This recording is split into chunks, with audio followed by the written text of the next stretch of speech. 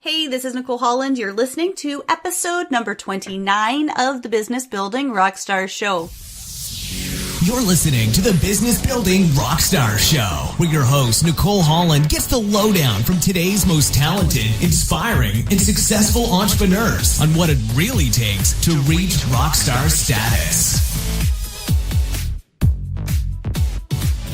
Do you want to get your message out in a bigger way by being a guest on a web show or podcast just like this? If you do, text the letters I am ready to 33444, and I will send you free of charge a guide called How to Be a Great Guest. Don't make rookie mistakes that so many people do when they're starting out. Get known as a great guest that hosts search for free by texting I am ready to 33444. So to spell that out, it's the letters I am READY to 33444, and I will send you a complimentary copy of my guide, How to Be a Great Guest. On today's episode, Jenn Herman, the Forefront Instagram blogger, and I talk about how to manage your time and commitments without losing your mind. Jenn's a new mother as well as holding down a full-time job, wonderful marriage, and a side business, and she shares with me how she makes it all work. This episode needs no further introduction, so hold on to your hats and we're getting right into it. Hey there, entrepreneur. Thanks for tuning in to the Business Building Rockstars Show. I'm so excited to have Jenn Herman here with me today. We hung out for the Business Building Rockstars Summit 2015. She is just so much fun to have on the show and to be a guest with me. And so I'm excited to have her back. And Jenn is a social media consultant, a speaker, and globally recognized Instagram expert. She's the forefront blogger on Instagram marketing, and her blog, Jenn's Trends, has won the title of a top 10 social media blog in 2014, 2015, and 2016. Through her blog, consulting, and speaking, Jenn provides tips, resources, and training for small to medium-sized businesses that need to structure their social media strategies. Her business background includes administration, sales, human resources, and marketing, and she enjoys bringing all these skills together to help you grow your business. She's the author of The Ultimate Beginner's Guide to Instagram and Stop Guessing, your step-by-step guide to creating a social media strategy. Jenn, it is so awesome to have you back. Are you ready to rock? I am so ready. Fantastic. So why don't you give the listeners a little bit more information about how you help entrepreneurs with Instagram and social media strategy in a day-to-day basis? Yeah, so as you pointed out in the bio, I have my blog, jenstrends.com. That's Jenn with two N's because I was an 80s child with the other bazillion Jennifers that were born at the same time. So I had to distinguish myself somehow. So always find me with Jenn with two N's. But with my blog, I started it primarily as kind of a very entry level to help business owners figure out how to do social media for themselves. When I got started with my blog, I was overcoming the challenges of introducing social media to the upper management at my day job. And a lot of the hassles and misunderstandings and confusion that we experienced, I realized a lot of people probably go through every day. And that was how I started my blog. So a lot of my posts are very how-to driven. They're very step-by-step driven. They're meant to really give you actionable takeaways that you can go do yourself and actually see success, whether it's on Twitter, Facebook, Instagram, Pinterest, or any other platform. I'm just there to help you so that you don't have to outsource it, so that you don't have to pull your hair out and go crazy Googling a million different things. Everything's there for you in one convenient place. Very cool. And I love how that evolved from something that you were doing for your day job. And I think it's worth mentioning so our listeners know that you actually still have a day job. So even though you're a rockstar entrepreneur, Jenn's Trends is something that's sort of still a side hustle. Isn't that right? It is a side hustle. It's a busy side hustle. But yeah, I still have my full-time day job. So I work Monday through Friday at the day job. I do Jenn's Trends on, evenings and weekends. I take client calls, sometimes at 5 o'clock in the morning before I go to work. You fit it in where you can and make things work. And I love that. And not only that, Jenn has also just had a baby. So you're a new mom. You're a new mom. You have a full-time job that you love, and you've got this Rockstar business on the side where you help other business owners with their social media. I believe you're speaking again at Social Media Summit. Is that right? Social Media Marketing World. Right. Yeah, next month in April. It's going to be awesome. So excited.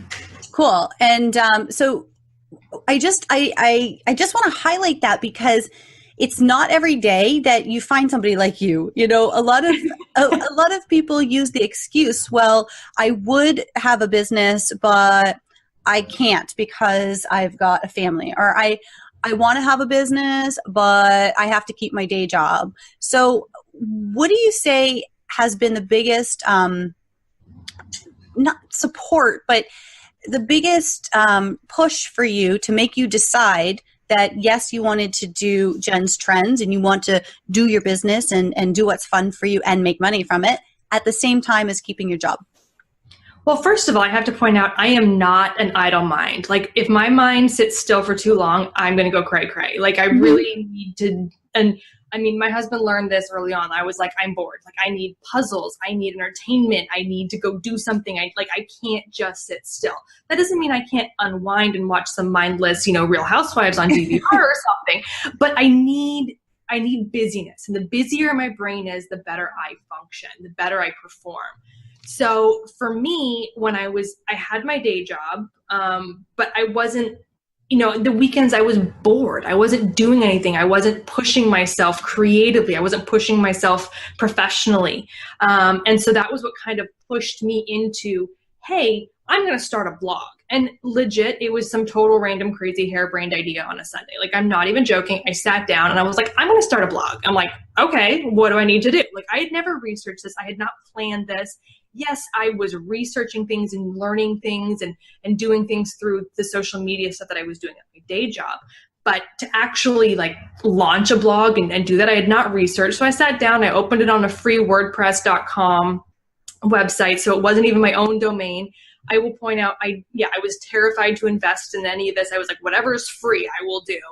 And I just made time for it. I was like, okay, Saturday afternoon, I've got a few hours to kill. I'm going to write a blog post. And I had to do something that I was passionate about. And that was social media. And I love to teach. I love to train people. I've always been the person who gets defaulted into training the people I work with because I really enjoy it. So it was a natural fit for me. It worked really well. And because I was passionate, I made the time. And then, of course, as it grew, that's when, scheduling becomes much more important and time management. And it really does take a commitment. You have to decide where your commitment lies. And I was, very determined, I'm going to make this work. One way or another, I have faith in this and this is going to happen. So even though I wasn't making money, even though I didn't necessarily have a huge audience or a long list or anything like that, I knew I could do it. I had faith in it. And I had to commit to it. And that was the biggest thing. And that can be hard. And, my poor husband and dog had to go lock themselves in the bedroom so I could do a podcast in our living room, our tiny little 1-bedroom apartment. It was like you kind of make sacrifices, but when you believe in it, you make that commitment and you just, you have to have faith that it's all going to work out in the long run. That's awesome. So your blog was started really for personal stimulus and as a hobby and something you just enjoyed. At what point did you decide to monetize? Well, for me, and this is something that a lot of people, I kind of did things backwards from everybody else. Most people go into it saying, I want to make money. I went into it saying, I want to build a brand. I wanted to get on stage. I wanted to be the person that people turn to as a blogger. So for me, monetization came after the fact. It was definitely something where I was like, I hope someday I can make money, but I didn't start a blog with the intention of being a consultant or training people for money. It was definitely kind of down the road. And it took me a little while to get there. And I was doing all these blog posts. Everyone, was reading them and things were growing. And I was like, I better start making some money off this. It got to the point where my husband and I kind of sat down and we're like, you're spending a lot of time on this. Like, this is taking up a big chunk of commitment. and we're not making any money out of this. So at that point I had to turn around and say, what can I do to change my, my practice? And I started introducing services like consultations, strategy development, and those sorts of things. And start pushing that, as well as obviously the blogs and social media management tools and things like that I was doing. That's great. Now, I'm going to take you way back to childhood, and I would love to know, what did you want to be when you were just a little girl? I love this. And I wanted to be a librarian. I love to read. I've always loved to read. I grew up in this tiniest small town, population like maybe 2,000. Like, we're talking tiny little town. And I would go to the library every weekend, and I wanted to take every book home. I just remember telling my mom, I want to be a librarian so I can read books every day. Like, that's all I wanted to do. That's so cool. And now you write books. Pretty much. So it all worked out. That's awesome. So now, what did you do? Is this your first entrepreneurial endeavor, or did you have something previously? I mean, in terms of, I guess you could say, and I don't want to demean anything else, but in terms of a real business, yes, this was my first entrepreneurial experience. But I come from a very entrepreneurial family. My dad's had his own businesses multiple times. I remember being in high school, and my brother had his own, basically like a landscaping business. He did lawn service around our neighborhood, and he had like the whole motorized, tractor mower, and he had a trailer that went behind it, and he would go around cutting people's yards and edging and doing all their, lawn maintenance. And so a lot of people in our neighborhood needed pet sitting. So I started my own pet sitting business when I was in high school. And took care of people's pets on the weekends or when they were on vacation and things like that. So I've kind of always dabbled in it to some extent, but never anything as a full-fledged business. I've typically worked in, some sort of corporation or company. I've done sales, which I still feel are very entrepreneurial. Even though you work for a company, you are very self-driven, self-motivated. I thrive on that. I need that some sort of validation that my work is paying off. And I love sales, because if you don't sell, you don't eat. And if you sell, you get paid well. And so it's that validation that I'm doing well. So I've always enjoyed it from that perspective. But Jenn's Trends is definitely my first real jump into, like, I can define myself as an entrepreneur. Nice. And Jenn's Trends, did you already come up with the name of the blog before you started, or did that evolve? I'd come up with it shortly prior to that.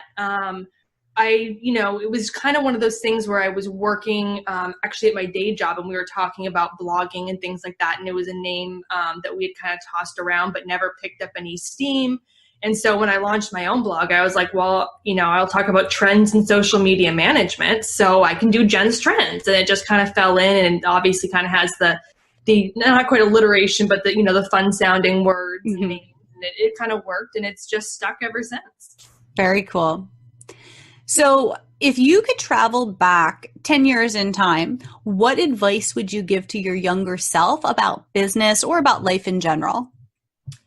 Wow. That's a good one. So my thing, and I mean, I'm kind of one of those people, I don't want to say I have blind faith, but I've always just believed that, I have a destiny that I can control, and that when it's meant to be, it will be, but that you have to hustle to get that in the same turn. But I've always, believed it's going to work out. And I kind of have that almost blind faith. And I wish I'd had that more when I was younger. I've definitely developed that more as I've gotten older, to just be able to say, I trust that this is going to work out. I trust that this is the right path. This is, all meant to be. Even if it didn't work out, it's a learning experience. Even if it, wasn't the end destination, it was part of the journey. And I wish that I had known that more when I was younger, because I used to really stress and freak out about planning, and I had to have a 5-year plan and a 10-year plan, and I would get so distressed when something didn't go according to plan. And I mean, in the last 10 years, if you had asked me 10 years ago where I'd be today, I never could have predicted this. And I wish I'd been able to relax a little bit more and let the journey just kind of take its course. That is such good advice. So what would you say, because you do have so much to manage, what do you say is your number one self-care strategy? Sleep as much as you can, especially with the 7-month-old baby. When she naps, you nap, right? Right. Actually, when she naps, I podcast. But no, I genuinely, I'm one of those people who I work best at nighttime. Like my brain starts firing about 7:00 at night. Mm-hmm. And with my schedule the way it is, I get up at 4:30 in the morning and, you know, I have a baby and I have other commitments. I've really had to just commit to, okay, when I put her to bed, the computer is turned off and I go to bed. And whether I watch TV or scroll on my phone or that's okay. But I've really had to say it's, you know, I'm not going to work until midnight and only get 4 hours of sleep. For me, I need that sleep to stay functional every day and take care of myself and my health. So for me, that's the biggest thing. Cool. And do you have any daily practices or rituals that help you to stay on track or help you to excel? I am the queen of consistency. I am probably the most predictable person you will ever meet. And it's the only reason I swear I survive. I like almost to the minute, like I wake up and it's the same routine every morning, from brushing my teeth to like getting dressed, doing hair and makeup and eating breakfast and going out the door to like, I take the same route to work every single day. I leave work at the same time. I come home, I do the same routine. I get home, I spend a half hour with my daughter, and then we go and sit at my desk and she either plays, you know, next to me or on my lap. And that's when I work. And like I said, if she goes to bed, we shut off the computer at the same time every night. Like it's very routine. It's just, but that means I know exactly how much time I have. I know I have this hour. I know I have these 20 minutes. I know I have whatever that commitment is that I can fit into it so I can keep my schedule organized and still make time for, you know, my family and my job and friends and other commitments that pop up. Awesome. And I think it's important to mention here that I love how routine works for you, and it doesn't mean that it's going to work for everyone. Because I know, of course not. Yeah. For me, structure is important to an extent for me. Like there's certain things that I structure. For example, I don't take appointments usually before 2 p.m. Eastern, just because of, you know, like right now we're recording, it's 8:30 at night my time. I've got an appointment at 10 o'clock. So like I know what my boundaries are. So I structure my days around that so that I can take care of me first. But I've so many times over the years had to learn the lesson over and over because I just clearly don't get it the first or second or 10th time. But, you know, people will talk about productivity and routines and how important it is. And when I feel like I'm in a slump sometimes, I will like be, yes, and I'm going to make a routine and I'm going to stick to it. And it is like life force draining for me. So I just wanted to bring that up because I think like you're incredible. You're amazing and a total powerhouse.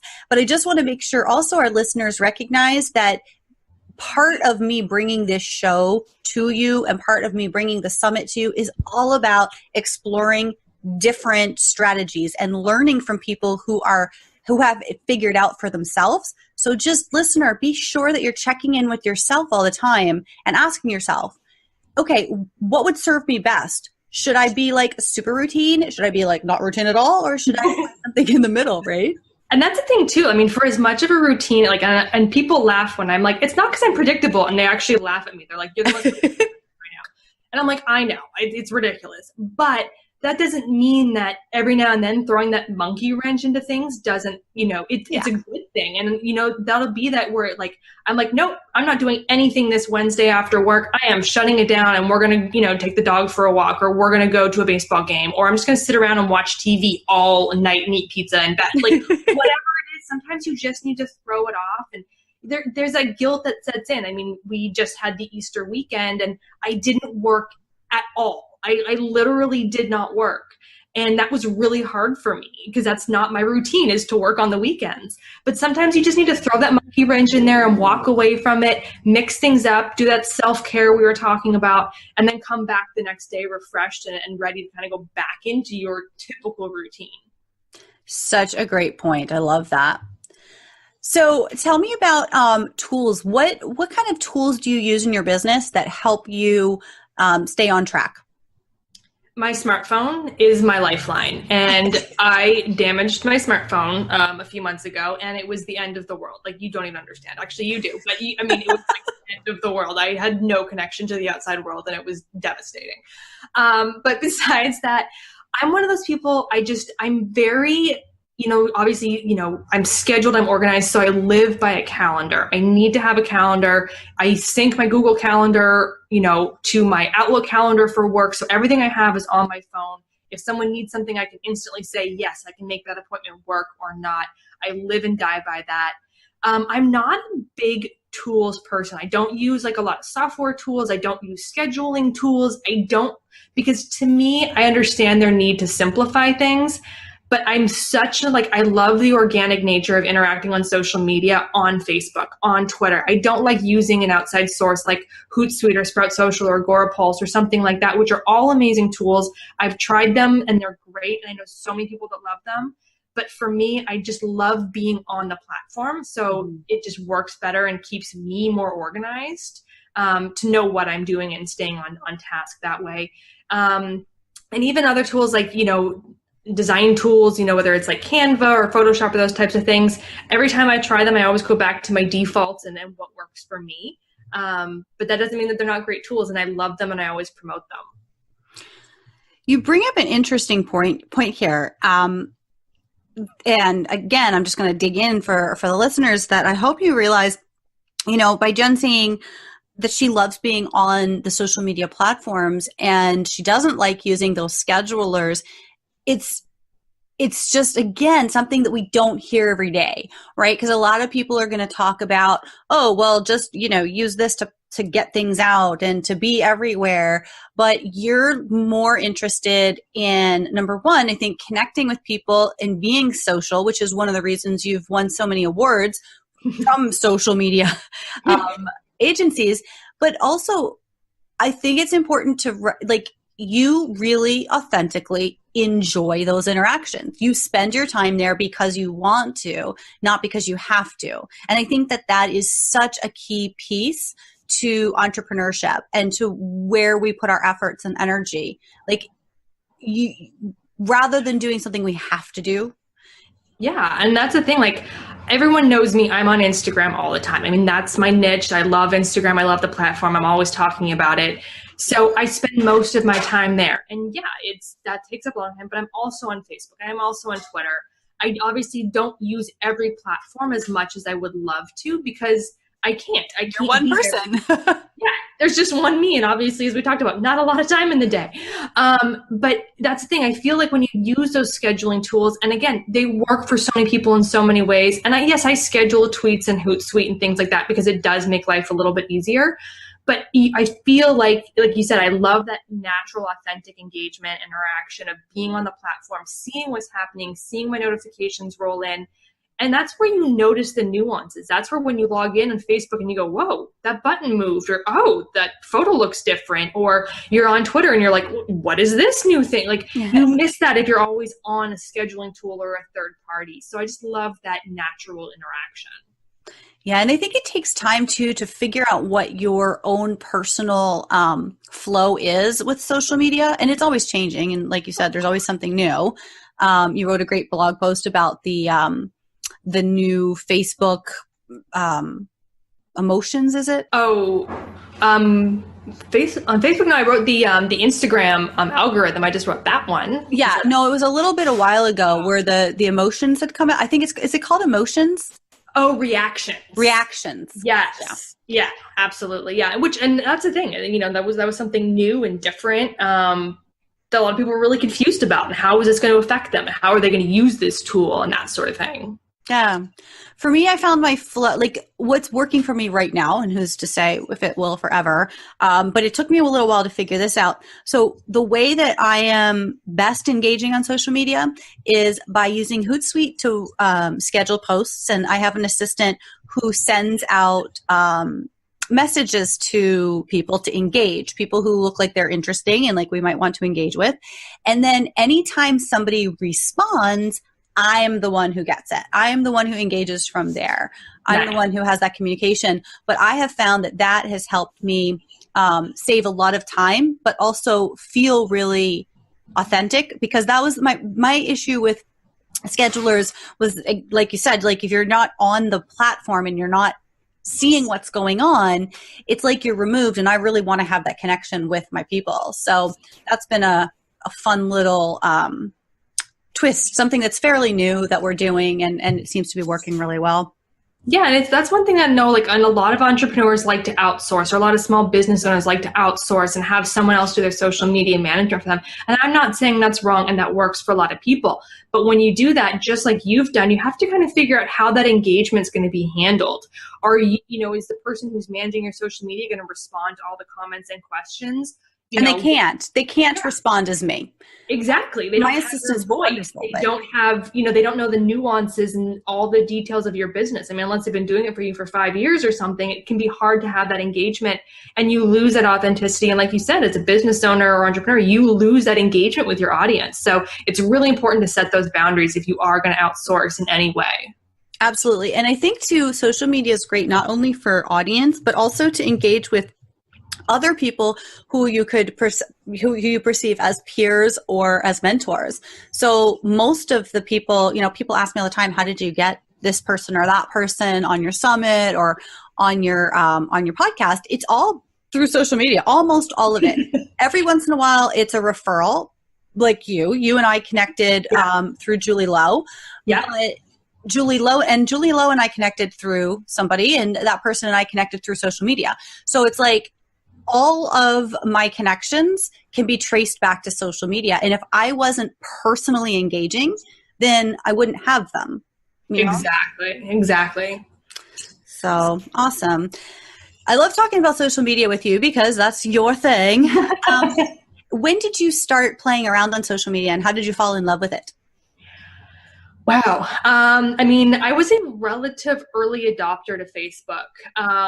Facebook was not, when Facebook started, obviously the MySpace was the big thing. Mm-hmm. But I'm originally from Canada, which a lot of people don't know.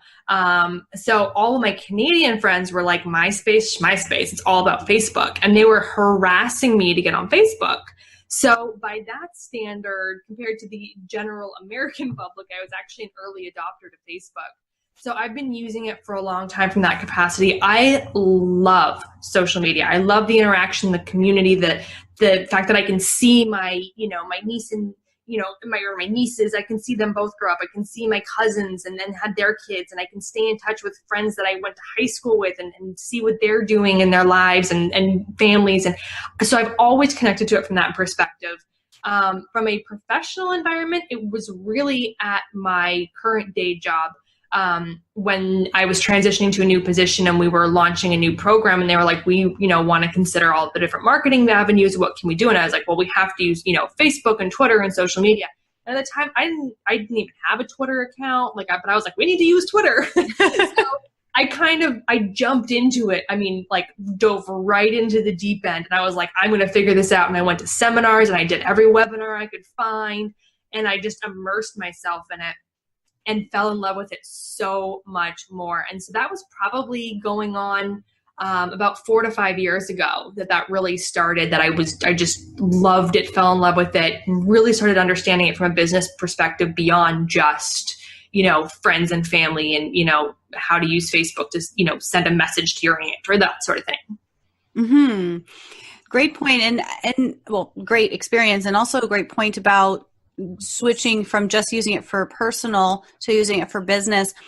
A lot of people that I talk to have hesitancy because they're like, well, my family and my friends are on Facebook and it's personal and I don't want to use it for business. What do you advise to your clients who come to you about that?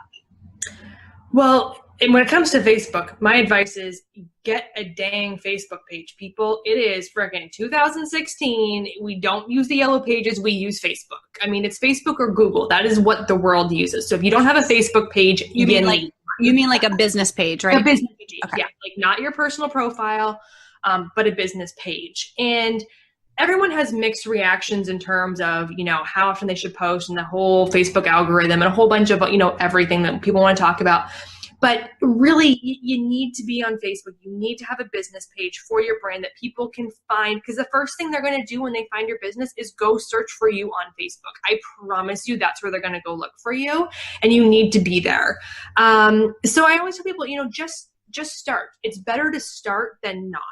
And start slowly. You don't have to post 3 times a day, 7 days a week, and have a whole crazy strategy. If you can only post, twice a week, only post twice a week. Just do what is convenient and comfortable for you. And then you get comfortable with it. You go, okay, now I can do maybe 4 posts a week. Oh, next thing you know, you're posting every single day. You will evolve. It's a learning curve, but you will pick it up. Just get started, do what's comfortable, and start on a platform that you're comfortable on and where you know your audience is. So if your audience is huge on Pinterest, but you really understand Twitter, okay, you can have a Twitter account, but you need to figure out Pinterest. If that's where your audience is, take the time, learn it, do the webinars, research it, Google it, do whatever you got to do to figure it out and start using Pinterest because that's where your audience is.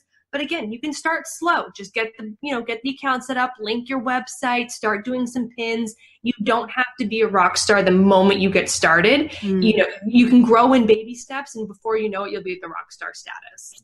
Such an amazing point. Awesome. So before we wrap up, Jenn, just one more question and then I'll turn it over to you. Who's been the most inspiring mentor in your life? Oh, in my life? Man. Life, business, you share. For right now, in terms of social media, I have to say I am so lucky to live in San Diego, where I swear we are like the little social media hub of the universe. It's crazy how many people from social media are in San Diego. And I've been very, very blessed to be able to have Mari Smith mentor me. Amy Porterfield was my light bulb moment. I met her years ago. It was actually just months after I started my blog, and she was so just so approving and motivational in the sense of, you can do this and I can't wait to see you do it. And I was like, this is what I'm going to do. Like, it was that kick in the butt. And I literally talked to her for like maybe 5 minutes, but there's been so many amazing people, Mike Stelzner, who runs Social Media Examiner, and they've welcomed me into their family to speak at their events and write for their blog and things like that have all been there for me when I have those questions and that, what should I do and why isn't this working? And I don't know how to go to the next step. They've all been there for me. And that's why I do love this industry, because there's just so many wonderful people who have been so supportive and just can't wait to see other people grow and succeed. That is so cool. Awesome. So where can people connect with you? You can find me at jennstrends.com, JENNSTRENDS.com. And you can find me pretty much anywhere online at Jenn's Trends. So I'm at Jenn's_trends on Instagram and Twitter. If you go to the website, though, all my connections there to every, social media platform. You can email me, Jenn@jennstrends.com. Please send me any questions you have, anything about whether it's social media, my entrepreneurial journey, Instagram, anything like that. I love to hear from listeners after they've heard a podcast. Let me know you were listening. I just can't wait to meet new people and see how we can help each other. Brilliant. Thank you so much for your time. Thank you. Hey, I hope you enjoyed today's episode. And if you did, make sure to subscribe on iTunes so that you don't miss another episode. And if you're just joining us for the first time, welcome. Thanks so much for being here. And if you want to catch up on past episodes, it's super easy to do when you subscribe on iTunes. Also, we're on Stitcher. And of course, you can visit bbrshow.com for all of the episodes, show notes, and more. I would love to hear what you think about today's episode by leaving a review on iTunes, or also you can go to bbrshow.com, and on our show notes page, there is a comment section. Dear listeners, I do this show for you, so the more you let me know what you love, the more I can bring you that. Don't forget that the Business Building Rockstar Show releases every Monday, Wednesday, and Friday. So 3 times per week, you can listen in to what the journey towards rockstar status entrepreneurship is really like. Until next time, thanks so much for being here. I appreciate you, and I look forward to connecting again real soon. And there you have it. If you enjoyed this episode of the Business Building Rockstars Show, be sure to subscribe on iTunes so you don't miss a thing. And visit bbrshow.com for all the show notes and links to resources discussed on today's show. Plus, lots more.